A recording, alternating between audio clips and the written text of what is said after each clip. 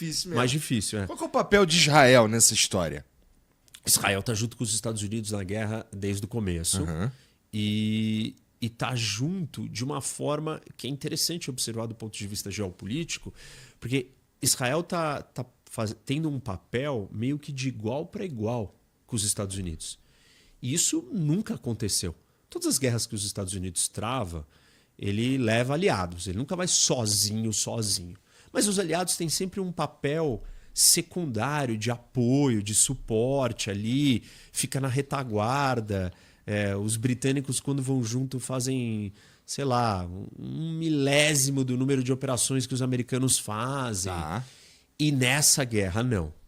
Meio que os Estados Unidos e Israel dividiram tarefas e aí saiu cada um para cumprir as suas. Israel começou a guerra com 200 caças, matando o líder supremo.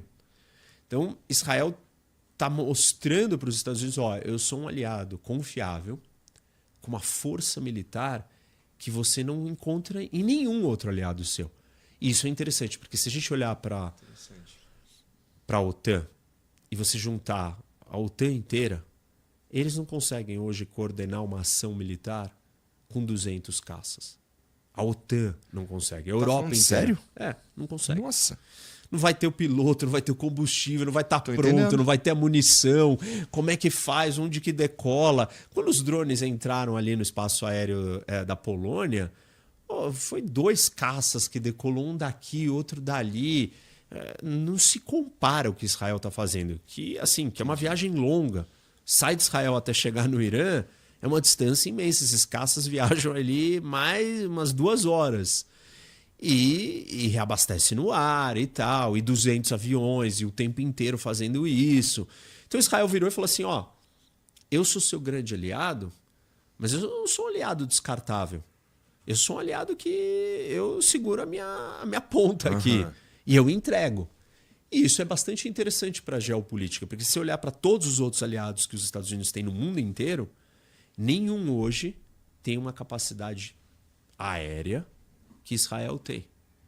E a força aérea está dentro do modus de guerra americano, né? Os Estados Unidos sempre quer ter a supremacia aérea, quer iniciar a guerra com domínio aéreo, destruindo as defesas aéreas do inimigo, e dali de cima ele vai fazendo um estrago para supostamente atingir os seus objetivos, eventualmente vir com uma ofensiva terrestre, se for o caso, que é uma discussão também dessa guerra, por sinal.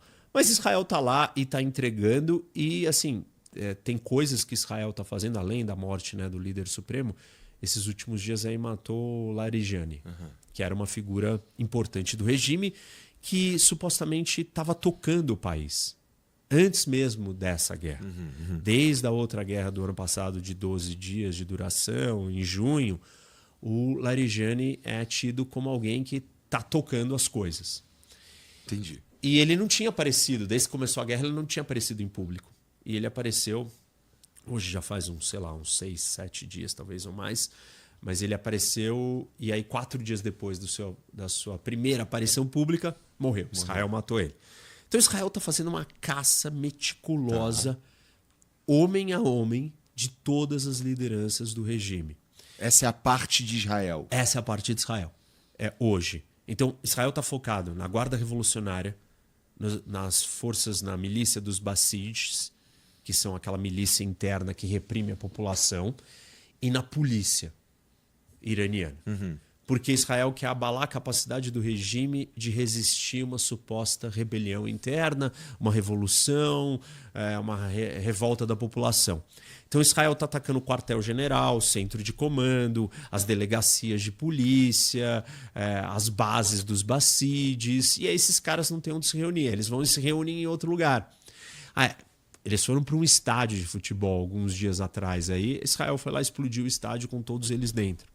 Aí eles estão montando tendas na rua. Israel está atacando as tendas. E a população iraniana está indicando, tem um checkpoint, tem uma barricada ali.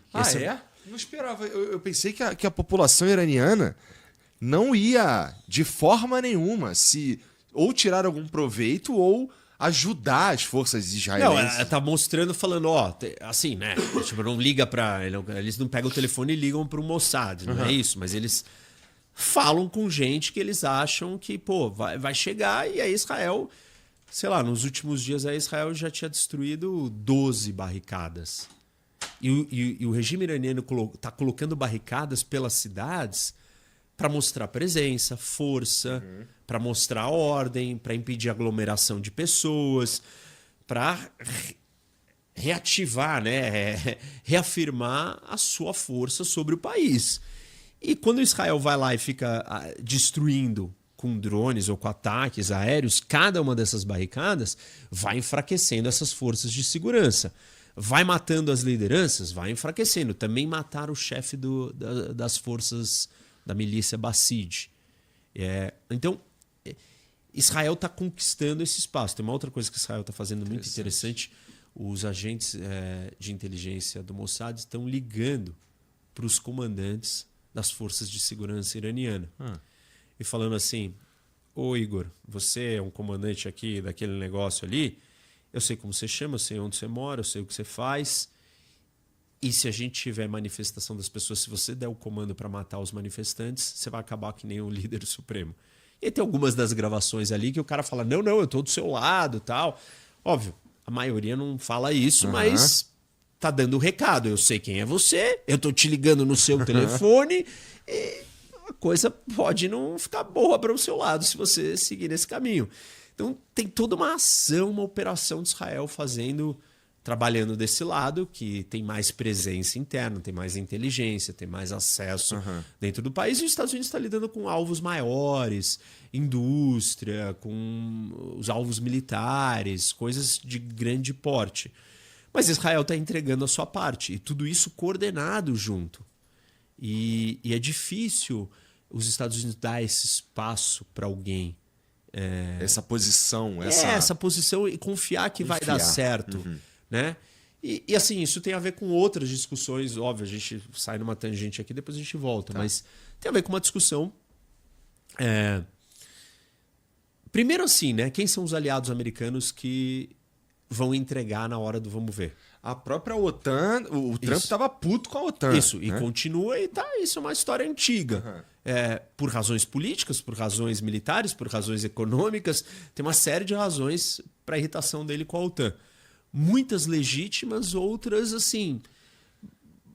Já falei isso aqui para você em outras ocasiões. A OTAN também está nesse lugar porque os europeus estão nesse lugar, e os europeus estão nesse lugar porque os Estados Unidos quis que eles estivessem nesse lugar. É do interesse dos americanos que todo mundo tivesse fraco e só eles tivessem as armas. Deixa comigo a história do GPS, que eu também já falei, acho que em uma outra oportunidade aqui. Os Estados Unidos viravam para os europeus e falavam, não faz Galileu, não faz seu GPS. Por que você vai gastar dinheiro com isso? Deixa que eu faço. Usa o meu tá aí de graça. Óbvio que aí ele tem um poder. Ele tem o botão de desligar o GPS, os outros não. Mas assim, eventualmente a Europa acabou construindo o seu. Mas então os europeus chegaram nesse lugar em parte porque os Estados Unidos induziu eles a isso. Ok, os Estados Unidos pode mudar de ideia. E está irritado. Mas aí, então, os Estados Unidos têm poucas alternativas. O Japão também não é essa alternativa.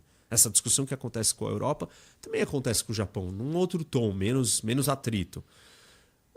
Quem é que é o aliado americano que vai ter soldados, armas, tecnologia, capacidade, inteligência, que entrega, que traz resultado? E que, de certa forma, eu não sei o quanto que isso é importante, Rock, mas Israel tá é um território que seria importante para os Estados Unidos ter um aliado lá. Sem dúvida. Né? Sem dúvida. Tanto que isso é uma coisa interessante.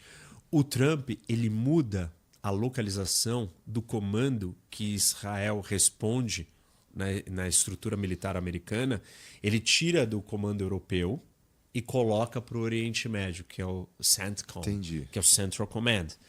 E quando ele faz isso, ele claramente o que ele está fazendo? Ele fez isso no primeiro mandato. Ele vira e fala assim, Israel é uma força e tem que ser uma força no Oriente Médio. E ao fazer isso, ele abre as portas para todas as movimentações militares que são organizadas no Oriente Médio para Israel participar.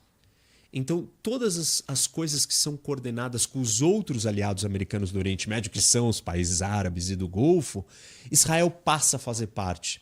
Então, começa a existir um intercâmbio militar de Israel com as outras forças árabes, que facilita, por exemplo, né, ou reforça os acordos de Abraão. E reforça também essa proximidade de Israel já estar integrado na região. Porque Israel sempre operou na região por conta própria. E os Estados Unidos trazia Israel ou protegia Israel de fora. Mas não necessariamente tipo, como um membro da região. E quando ele faz isso, ele coloca Israel nesse lugar. E parte das operações que a gente assistiu em 24 e 25, né, do confronto de Israel com o Irã, Israel se defendeu porque toda essa estrutura já estava montada.